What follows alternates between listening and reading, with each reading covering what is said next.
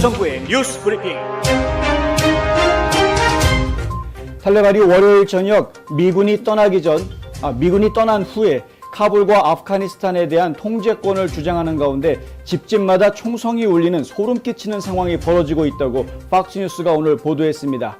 현장에서 미국인들과 함께 일했던 한 아프간 남성은 팍스뉴스의 집 앞에서 수십 발의 총성이 울리는 영상을 팍스뉴스에 제공했는데, 그는 탈레반들 사이에 갈등이 있는 것 같다며 내가 어디에 있는지 전혀 모르겠다. 여기저기서 총소리가 들려온다. 나는 어떻게 떠나야 할지 모르겠다. 라고 말했습니다. 한 고위 소식통은 팍스뉴스의 라라 로건 탐사보도 기자에게 카불에서 집집마다 사형을 집행하고 있다고 말했습니다. 다른 소식통에 따르면 이미 탈레반은 지난주 이전부터 지방에서 공개 처형을 시작한 것으로 알려졌습니다. 바이든 대통령은 8월 18일 ABC 뉴스와의 인터뷰에서 자신이 했던 말을 지키지 않았습니다. 당시 바이든은 8월 31일 철수 시한이 지나더라도 고향으로 돌아오려는 미국 시민이 아프간에 남아있다면 그들이 다 나올 때까지 미군을 주둔시키겠다고 말한 바 있습니다. 공화당 하원 의원들은 조 바이든 대통령에게 아프가니스탄에서 미군 장비를 버리고 200명 이상의 미국인을 고립시킨 책임을 물었습니다. 케빈 맥카티 하원 원내대표는 오늘 기자회견을 열어 민주당 하원 의원들이 바이든에게 군 장비와 미국인들의 회수를 요구하는 투표를 저지했다고 밝혔습니다. 맥카티는 트위터를 통해 민주당은 바이든 대통령이 미국인들을 귀향시키고 그가 남겨둔 모든 군사 장비에 대해 설명할 계획을 요구하기 위한 투표를 막았다면서 공화당은 모든 미국인들이 안전하게 집에 돌아올 때까지 멈추지 않을 것이라고 말했습니다. 수백 혹은 수천 명의 미국인과 아프간 동맹군을 남겨두고 미군이 공식적으로 아프가니스탄을 철수하자 90명에 가까운 예비역 장성들과 제독들이 로이드 오스틴 국방장관과 마크 밀리 합참 의장의 사임을 요구하는 공개 서한에 서명했습니다. Flag Officers for America가 발행한 이 서한은 오스틴과 밀리가 조 바이든 대통령을 설득해 아프가니스탄에서 성급하게 철수하지 않도록 충분한 행동을 하지 않았고, 설사 반대하는 간청에도 불구하고 대통령이 자신의 계획을 고집했다면 항의하기 위해서라도 사임했어야 했다고 지적했습니다. 이 서한은 오스틴과 밀리가 그들이 한 행동이든 하지 않은 행동이든 간에 그들이 책임지고 있는 것에 대한 책임을 져야 한다면서 사임할 것을 촉구했습니다. 탈레반은 미국이 카불에서 마지막 수송기를 이륙시킨 지 24시간도 되지 않은 오늘 그 테러 조직을 아프가니스탄의 합법적인 정부로 공식 승인해달라고 미국에 요청했습니다. 탈레반 관계자들은 미국의 향후 외교 관계는 탈레반의 행동에 달려있다고 주장함에도 불구하고 조 바이든 대통령이 카불 주재 미국 대사관을 재개할 것을 기대하고 있다고 밝혔습니다. 아프간 뉴스 네트워크 톨로 뉴스에 따르면 자비훌라 무자히드 탈레반 대변인은 미국을 포함한 전 세계 모든 국가가 우리를 인정해 주기를 바란다며 세계에 보내는 우리의 메시지는 평화롭고 세계는 우리를 제고해야 한다고 주장했습니다. 한편 또 다른 탈레반 대변인인 수하일 샤히는 탈레반 인수 직후 동결된 자산을 불의라고 비난하고 국제사회에 탈레반 정권에 보조금을 지급할 것을 촉구하고 나섰습니다. 바이든의 국가안보보좌관인 제이크 설리번은 오늘 미국이 아프간을 철수한 이후 탈레반에 대한 지원을 배제하지 않을 것이라고 말해 논란이 예상됩니다. 설리번은 ABC 뉴스의 굿모닝 아메리카와의 인터뷰에서 탈레반에게 지원을 해줄 것인지는 미국과 아프간 동맹국들의 안전한 통로를 포함해 그 테러 조직이 약속을 이행하느냐에 달려있다고 말했습니다. 지원이 탈레반을 통해 이루어지느냐는 질문에 설리번은 탈레반을 통해서가 아니라 국제기구와 아프가니스탄에서 활동하는 비정부 기구를 통해 전달될 것이라고 답했습니다. 도널드 트럼프 제45대 대통령은 오늘 팍스 비즈니스와의 인터뷰에서 조 바이든 대통령이 국민들 앞에 사과해야 한다고 말했습니다. 트럼프는 바이든이 미국뿐만 아니라 전 세계를 상대로 사과해야 된다고 말했습니다. 트럼프는 방송에서 우리는 그들에게 은쟁반 위에 한 나라를 넘겨줬다며 그는 사과해야 할 의무가 있고 이런 말에서 미안하지만 모두가 그가 한 행동을 잘한 것이라고 생각하게 하려는 소똥 같은 말들을 멈추라고 말했습니다. 그러면서 우리는 철수했어야 했지만 완전히 다른 방식으로 철수했어야 했다고 덧붙였습니다.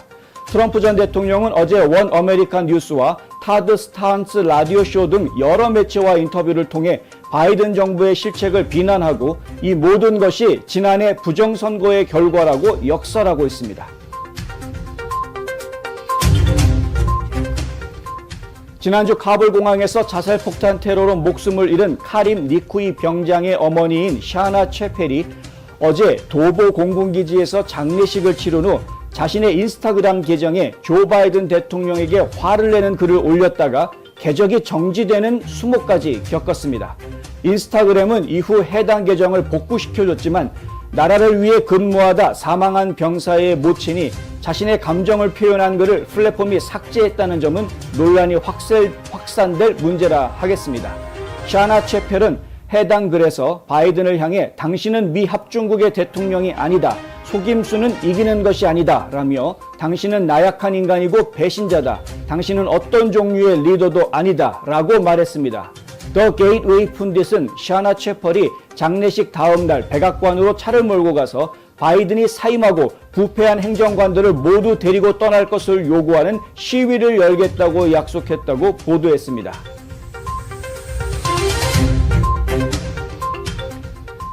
카를로스 A. 지메네즈 하원 의원은 오늘 트위터에 낸시 펠로시와 하원 민주당원들은 아프가니스탄 참패를 얼마나 감추길 원하는지 모른다며 그들은 의회 의원들이 지난주 아프가니스탄에서 목숨을 바친 군인들의 이름을 읽지 못하도록 막았다고 말했습니다. 아프간에서 부상을 당한 참전용사 출신의 현직 하원 의원 브라이언 메스트는 우리는 기도를 하고 거의 모든 공화당 퇴역 군인들과 잠시 침묵한 후 이름을 읽고 아프가니스탄 법률을 제기할 수 있도록 인정해달라고 요청했다면서 그들은 우리를 인정하지 않고 하원을 폐쇄했다고 말했습니다. 또 다른 참전용사 출신 하원 의원 그렉 스튜브는 트위터에 민주당 하원 의원들은 아프가니스탄에서 전사한 우리 군인들의 이름을 하원 원내에서 읽으려 하는 공화당 퇴역 군인들에 인정하지 않았다면서 그것이 우리나라가 얼마나 추락했는지를 보여주는 것이라고 말했습니다. 지메네즈 의원은 우리 군대가 이보다 더 대우받아야 한다고 생각하지 않느냐고 물었습니다. 선거 청렴단체 True the Vote는 2020년 11월 대선에서 투표 밀매가 거대한 문제였다고 지적하고 이와 관련한 대규모 폭로가 곧 있을 것이라고 밝혔습니다. True the Vote가 지난 일요일 웹사이트를 통해 공개한 내용에 따르면 이 단체는 2020년 말 엄선된 팀을 참여시켜 조직적인 범죄의 일환으로 광범위하게 펼쳐진 투표 밀매가 어떻게 일어났는지 판단하기 위한 조사에 착수했는데 캐서린 앵겔 브레히트 대표는 모든 것이 코로나라는 안개 속에서 하나로 모였다면서 계획적이고 의도적이었다고 주장했습니다. True the Vote는 우리의 모든 연구는 모든 자료와 함께 FBI의 공식 고소장 형태로 제출됐다면서 주 법집행관과 여러 주의 정치 지도부에 브리핑이 제공됐다고 밝혔습니다. 이 소식과 관련해 보다 자세한 내용은 뉴스 브리핑에서 전해드리도록 하겠습니다. 소비자 신뢰지수가 7월 125.1에서 8월 113.8로 떨어졌으며 이는 경제학자들이 123으로 떨어질 것이라고 거의 변동이 없을 것으로 예상했던 것보다 훨씬 낮아진 수치라고 오늘 발표했습니다.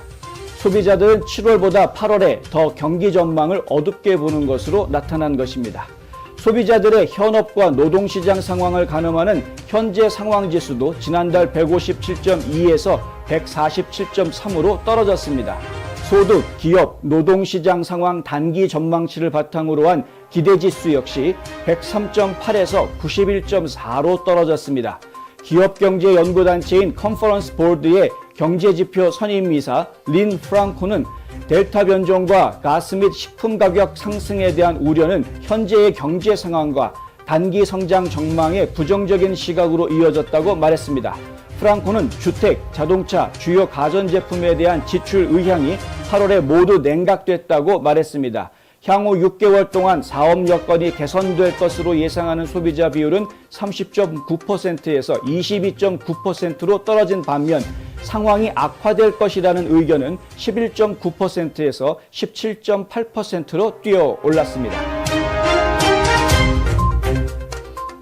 골드만삭스 경제 전문가들은 연방 대법원의 연방 퇴거 유예 차단 결정과 긴급 임대료 전달 속도 저하로 올해 75만 가구의 임대주택 가구들이 그들의 집을 잃게 될 가능성이 높다고 전망했습니다.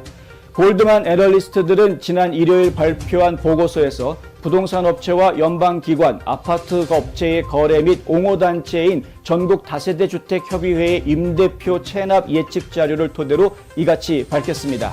정부는 250만에서 350만 가구의 임대료가 밀려 있으며 10월 초 퇴거 유예 기간이 만료되면 100만에서 200만 가구의 퇴거 위험이 높아질 것으로 추산하고 있습니다. 골드만 애널리스트들은 연방정부의 지원을 받지 않는 한 임대료를 집주인들은 세입자들 체납한 세입자들을 퇴거시키려 할 것이라며 팬데믹으로 가장 큰 피해를 입은 도시에서 퇴거가 특히 두드러질 수 있으며 실제로 아파트 시장이 더 빠듯하기 때문이라고 말했습니다. 연방정부의 임대료 지원은 250억 달러의 비상임대 지원 프로그램이 마련돼 있지만 연방재무부에 따르면 지원금 지출은 주로 신청 처리 지연으로 인해 더디게 진행돼 7월 30일 기준으로 250억 달러 중 51억 달러만이 지출된 상태였습니다.